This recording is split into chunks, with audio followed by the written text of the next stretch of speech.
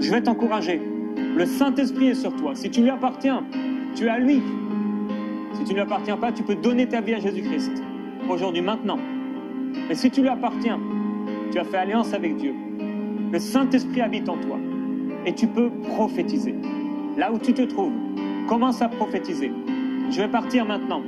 Et je vais te laisser tout seul, là, au milieu de la vallée de l'ossement desséché. Tu es peut-être entouré de la mort. Il y a cette situation qui te regarde. Elle te regarde comme un vautour qui peut te regarder. Et elle a peur. Satan a peur de la parole de Dieu. Et dit, mais est-ce qu'il va prophétiser? Est-ce qu'il va déclarer la parole? Est-ce qu'il va annoncer les Écritures? Est-ce qu'il va annoncer ma perte? La fin de mon contrôle et de ma domination? Est-ce qu'il va se mettre en accord avec Dieu et déclarer la vie pour l'éternité? Il est prêt à partir. Il est prêt à quitter. Mon frère, ma sœur, dans ce temps, je vais te laisser prophétiser. Là où tu te trouves, pendant 5 minutes, prophétise. Déclare la vie. Si tu ne sais pas quoi dire, regarde, ouvre la parole. Déclare la parole. Je parle à ces eaux. Si tu ne sais pas exactement, reprends les paroles d'Ézéchiel. Eau desséchée, reprends vie. Eau desséchée, mort, va-t'en. J'appelle la vie. Ô Saint-Esprit, change cette situation. Au nom de Jésus-Christ, mon frère, ma soeur, prophétise maintenant. Au nom de Jésus.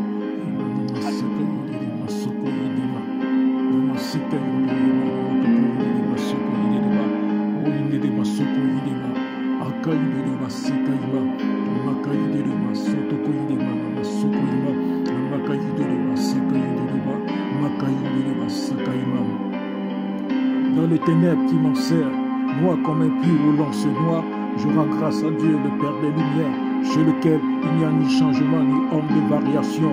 Pour mon âme invincible et fière, et en Jésus-Christ, son Fils unique, mon Sauveur, mort sur la croix du Calvaire, ressuscité et glorifié pour me rendre plus que vainqueur et inébranlable.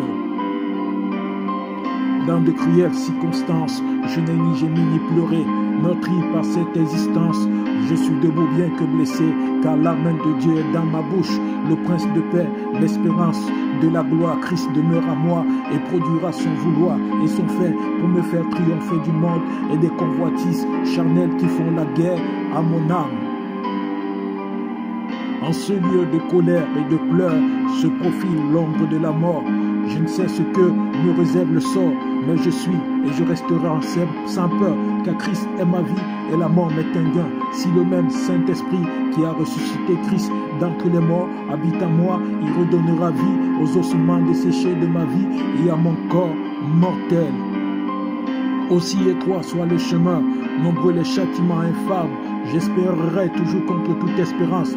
Je ne suis pas de ceux qui se retirent pour leur perte, car j'appartiens à une race élue, un sacerdoce royal, une nation sainte, un peuple acquis, de ceux qui avancent dans la justice de Dieu pour sauver leur âme et annoncer les vertus de celui qui les a appelés des ténèbres à son admirable lumière. Je fais partie des forces spéciales du royaume des cieux, de la tribu du lion indomptable de Juda, le pays où les femmes se lèvent comme des lions et les hommes se dressent comme des lions. De cette génération dorée, choisie et jugée précieux par Dieu pour être manifestée avec toute la splendeur de sa force dans cette décennie de la domination.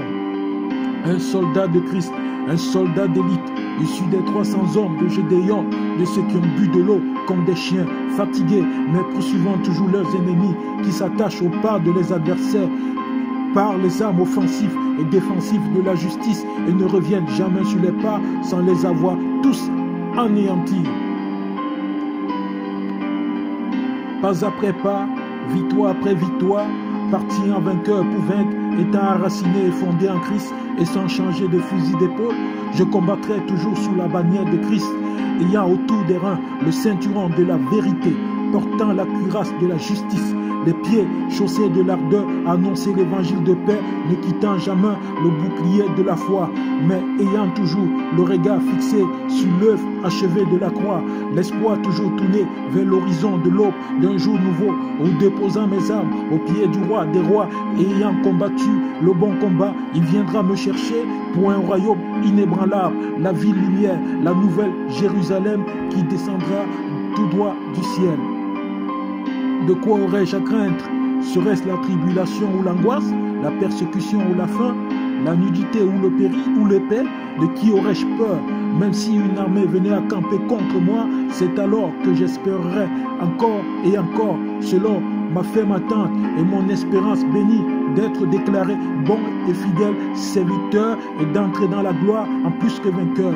Je n'aurai honte de rien, mais que maintenant, comme toujours, Christ sera glorifié dans mon corps avec une pleine assurance, soit par ma vie, soit par ma mort, car Christ est maître et Seigneur de mon destin, chef et consommateur de ma foi, et le Saint-Esprit, l'âme de ma victoire et le capitaine de mon âme.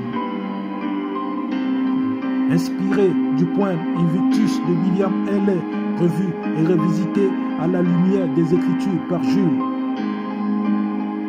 Demeurez ferme dans la foi. Soyez inébranlables.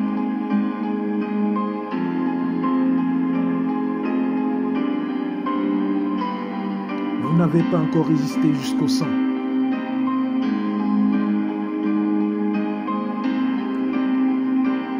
Tout concourt au bien de ceux qui aiment le Seigneur.